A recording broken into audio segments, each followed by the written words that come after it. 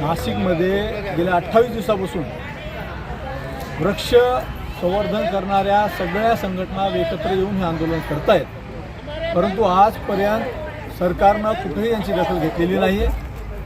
संभाजी ब्रिगेडसुद्धा त्यांच्यासोबत आहे।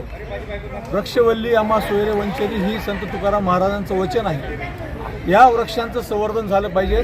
हे सर्व नाशिककरांना ऑक्सिजन देणारे सर्व वृक्ष आहेत, म्हणून संभाजी ब्रिगेडची भूमिका आहे या वृक्षाचं संवर्धन झालं पाहिजे। तपोवनभूमी जागच्या जागी राहिली पाहिजेत। तुम्हाला जर पर्याय व्यवस्था तुम्ही दुसरीकडे करा, परंतु हे इथं संभाजी ब्रिगेड आणि हे सर्व वृक्षप्रेमी सर्व जे काही सहकारी आहेत त्यांच्यासोबत राहून आम्ही आंदोलन इथं करणार आहे। आणि जर सरकार या ऐकतच नसेल तर घराघरातून प्रत्येक घराघरातून लोक या आंदोलनामध्ये सहभागी होतील आणि एक जन आंदोलन लोक आंदोलन या नाशिकमध्ये तपोवनभूमीच्या संरक्षणासाठी उभं राहणार आहे, एवढं मी या प्रसंगी सांगतो। आणि जर सरकारनं ऐकलं नाही, या सरकारच्या मंत्र्यांना सुद्धा महाराष्ट्रभरामध्ये फिरण्यासाठी पळताभुई थोडी राहील, कारण हे सुद्धा एक सर्वसामान्य बहुजनांची कष्टकऱ्यांची लेकरं म्हणून मंत्री होऊन तुम्ही झालात, परंतु तुम्ही जर मागं वळून समाजाकडे बघत नसाल तर मग तुम्ही समाजाशी कृतज्ञ असाल तर तुमचा बंदोबस्त सुद्धा करायला आम्ही मागं पुढं पाहणार नाही। ही भूमिका संभाजी ब्रिगेडची आहे।